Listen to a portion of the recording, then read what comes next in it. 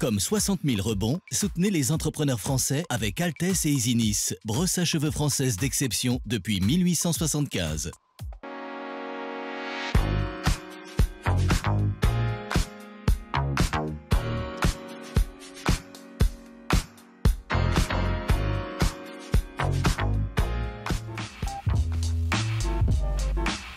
L'entrepreneur a une position très spécifique dans la société. Créateur de valeur économique, salarié ayant réussi, encensé ou détesté, support financier ou capitaine de pont pour sa famille et son entourage. Mais la vie de l'entrepreneur n'est pas que réussite ou difficulté.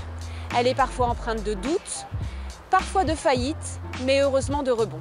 Quel est alors le regard de la société, mais aussi l'impact des proches sur la liquidation, sur la situation de cet entrepreneur en rebond? C'est ce que nous allons voir à travers les différents témoignages. Pour cela, retrouvons François Gérantais, entrepreneur en rebond, et son ami Patrick.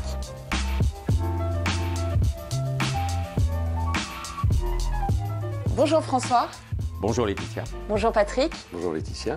François, expliquez-nous votre parcours d'entrepreneur et comment vous en êtes arrivé justement au rebond. Alors tout d'abord, le parcours d'entrepreneur, c'était un grand projet qui s'est étalé sur plusieurs années et qui a commencé par une vie de salarié avec une expérience de 15 ans dans un grand groupe et puis le rachat d'une entreprise, une boulangerie, grosse boulangerie d'à peu près 15 salariés. Au moment du rachat, je me rends compte qu'entre le compromis et la vente, la situation de l'entreprise avait fortement évolué dans le mauvais sens et que le jour de la signature, l'entreprise était déjà à peu près en situation de cessation de paiement.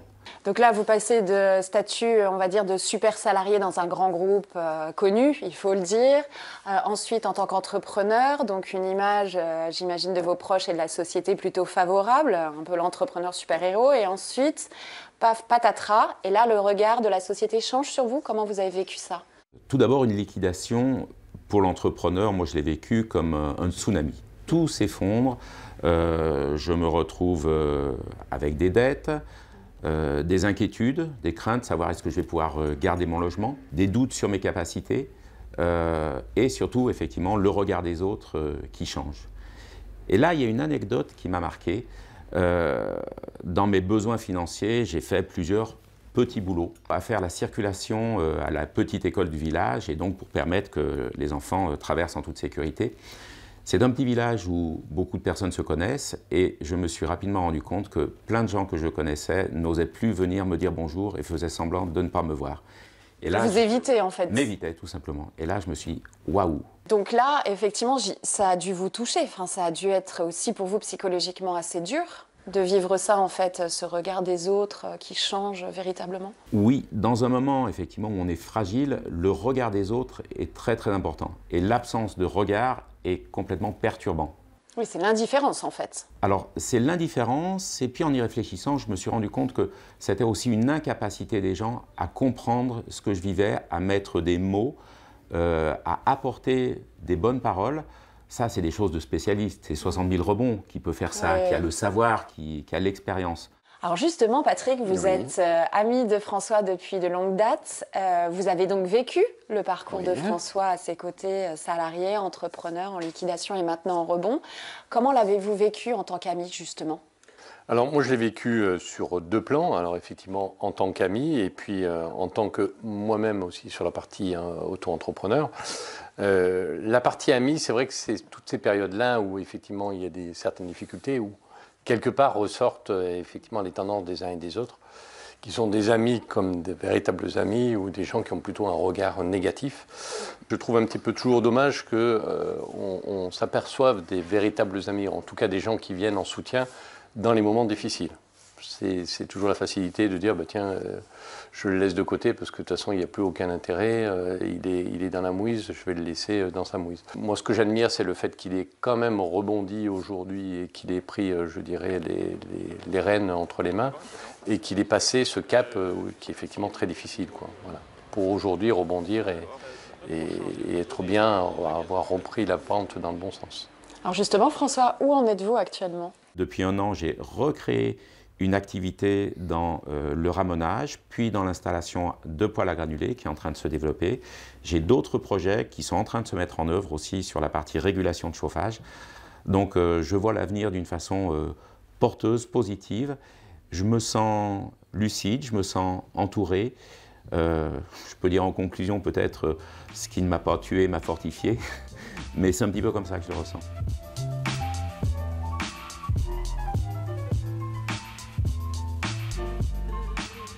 Bonjour Fabienne. Bonjour Laetitia. Alors vous êtes coach et vous êtes également coach bénévole pour l'association 60 000 rebonds.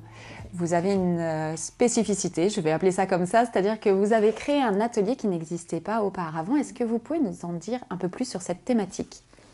Alors effectivement, j'ai créé un atelier il y a de ça 2 ans à peu près. C'est parti. Alors ça parle du conjoint et de la place particulière qu'il occupe dans la vie de l'entrepreneur, qu'il soit en rebond ou pas, mais là en l'occurrence entrepreneur en rebond. Et c'est parti d'un travail d'accompagnement donc avec un entrepreneur en rebond où pendant le temps d'échange, des séances, souvent la place de son conjoint arrivait dans la discussion. Donc je lui ai proposé de mettre ce sujet-là dans ce qu'on appelle nous un GED, c'est un groupe d'échange et de développement, donc de sortir du cocon un peu protégé de la relation avec son coach ou son parent ou sa marraine, pour l'amener en grand groupe. Donc ça départ, a été le sujet voilà, là en fait. Exactement. Et au départ, donc il était un peu frileux parce qu'il a dit non mais c'est un sujet un peu sensible, donc voilà. C'est privé, c'est intrusif, c'est intime, même limite intime. C'est vrai que ça peut paraître intime, mais en fait, quand on est entrepreneur, vie perso, vie pro, c'est quand même très mélangé, quoi. Et puis lors d'une liquidation aussi, on parle souvent des 3D. Et dans les 3D, il y a quand même... Dette, dépression, divorce. La partie divorce, en fait, quand il y a un dépôt de bilan, c'est un peu tout qui part en même temps, quoi. L'image du chef d'entreprise qui est très ébranlée. Oui. Et puis du coup, dans le regard du conjoint, il y a aussi le fait que la personne qui était vue comme quelqu'un qui était solide, qui avait un projet, une entreprise, etc., voire support financier également. Voilà, voire support financier. Et du coup, ça provoque beaucoup d'insécurité et dans le couple et aussi pour le conjoint. Ce qu'on observe aussi dans le cadre de ces ateliers, c'est que ça leur permet aussi de prendre conscience qu'ils ne sont pas seuls dans l'aventure. C'est-à-dire que même si c'est eux qui portent le projet entrepreneurial, oui. En fait, le conjoint, il a une charge mentale qui est celle de la famille, quoi. Et du coup, quand l'électrochoc du dépôt de bilan se passe, ça insécurise énormément le conjoint. Voire la famille. Voire la famille. Alors, suite justement à la réalisation de ces ateliers, est-ce que vous en mesurez déjà les effets ou les impacts ? Alors les effets, déjà il y a un effet très court terme pendant l'atelier qui est vraiment, il y a une espèce de respiration en disant je ne suis pas seule à vivre ça en fait. Donc on est tous plus ou moins en train de vivre la même chose. La deuxième chose, c'est ce que je viens d'évoquer, c'est-à-dire qu'ils prennent conscience en discutant qu'ils ne sont pas seuls et que la charge mentale elle est aussi du côté de leur conjoint. Et ça change aussi un peu ça change eux-mêmes leur regard vis-à-vis de ce qu'ils sont en train de vivre, quoi.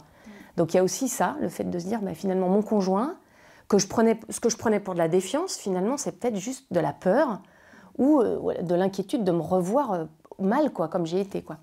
Enfin, moi, ça me plaît beaucoup parce que je trouve que c'est très, très touchant comme moment d'échange. Parce que derrière l'entrepreneur, il y a aussi un homme ou une femme, quoi. Bien sûr. Et comment on n'est pas l'un ou l'autre, quoi. On est en même temps et on fait comme on peut, quoi.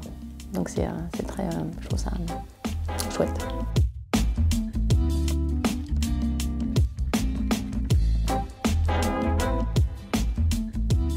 Bonjour Laurence, bonjour Christian. Bonjour. Merci de nous accueillir chez vous.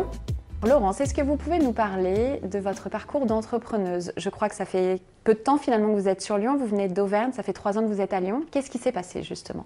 L'année qui a précédé notre arrivée, je venais toutes les semaines à Lyon dans un projet de salariat dans le textile, dans mon domaine. Et ma sœur avait monté sa start-up dans des yaourts aux fleurs et aromates. Elle était associée, cette associée a décidé de partir. Et au moment de notre arrivée, elle m'a proposé d'intégrer la structure. Et ensuite, donc, nous commençons à développer la marque, à signer quelques contrats. Et ma sœur, pour des raisons qui lui appartiennent, souhaite arrêter, donc sortir du projet. Et là, pour moi, c'était une grande surprise.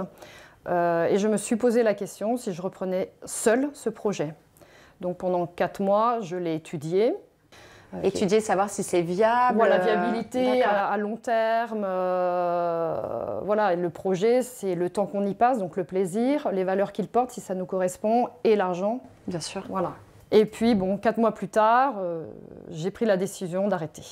Donc, nous avons procédé à la cessation d'activité, liquidation.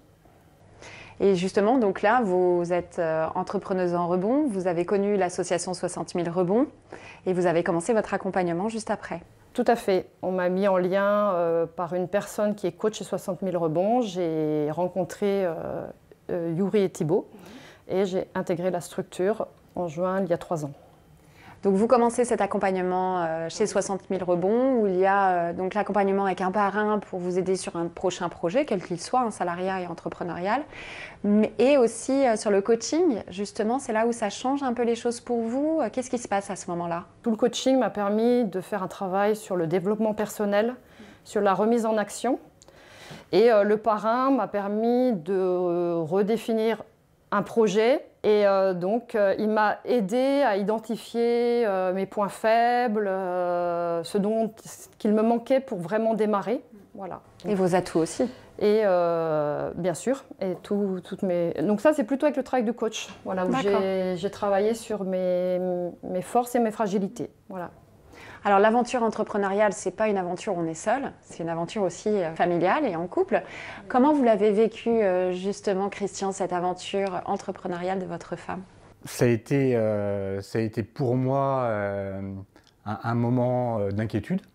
On se sent impuissant, on est un petit peu loin du sujet déjà, parce qu'on n'est pas impliqué à 100% dedans. C'est juste une implication émotionnelle. Donc c'est vrai qu'on se sent un petit peu et délaissé parce qu'on est sur le bord du chemin. J'ai essayé d'aider Laurence du mieux que j'ai pu, mais c'est une toute petite aide, vraiment. J'ai vraiment senti par son intégration à 60 000 rebonds qu'elle avait retrouvé une dynamique, en tout cas. Voilà. Alors ce coaching, effectivement, ça a eu plusieurs effets sur vous, mais aussi sur vous, Christian. Qu'est-ce qui s'est passé? Racontez-nous. Il y a eu un double coaching à un moment donné? Ah oui, tout à fait, parce que moi j'étais dans une période professionnelle un petit peu, pas difficile, mais compliquée. Et le fait que Laurence soit aidée par un coach, elle m'a permis à ce moment-là de trouver un coach aussi pour m'aider à rebondir, à trouver une autre voie professionnelle en tout cas. Donc ça a eu un double impact. Ah oui, oui, bien entendu, un double impact. Donc c'est que positif. Positif. Alors vous en êtes où actuellement? Alors moi, je construis mon projet de vêtements personnalisés ajustés à la morphologie. Je suis à établir le business model. Et l'objectif n'étant de ne pas reproduire les mêmes erreurs. D'accord, donc vous êtes prête à repartir? Oui. Merci à tous les deux, merci beaucoup pour votre accueil. Avec plaisir. Avec plaisir. C'est la fin de cette émission de 60 000 rebonds. Retrouvez-nous le mois prochain pour une nouvelle émission. Et en attendant, suivez-nous sur les réseaux sociaux.